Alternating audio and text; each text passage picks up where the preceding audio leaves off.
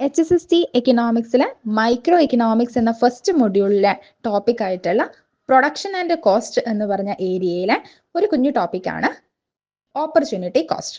അതുമായിട്ട് റിലേറ്റ് ചെയ്യുന്ന ഒരു ക്വസ്റ്റ്യൻ ആണ് ഇവിടെ കൊടുത്തിരിക്കുന്നത്. Opportunity cost refers to option A production expenses, option B next best alternative forgone, option C labour cost and option D total spending.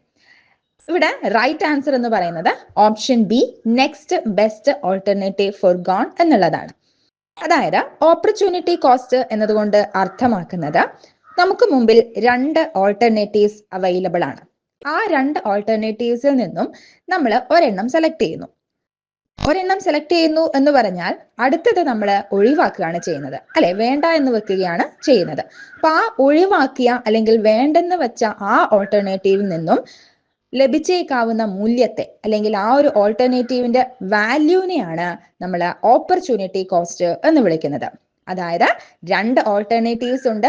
ആ രണ്ട് ഓൾട്ടർനേറ്റീവ്സിൽ ഒരെണ്ണം നമ്മൾ സെലക്ട് ചെയ്യുകയും ഒരെണ്ണം നമ്മൾ ഒഴിവാക്കുകയും ചെയ്യുമ്പോൾ ആ ഒഴിവാക്കുന്ന ഓൾട്ടർനേറ്റീവിൽ നിന്നും ലഭിച്ചേക്കാവുന്ന ബെനഫിറ്റിനെ എന്ന് പറഞ്ഞാൽ ആ ഒഴിവാക്കുന്ന ഓൾട്ടർനേറ്റീവിന്റെ വാല്യൂവിനെയാണ് ഓപ്പർച്യൂണിറ്റി കോസ്റ്റ് എന്ന് വിളിക്കുന്നത്. So it is the next best, the cost of next best alternative for gone.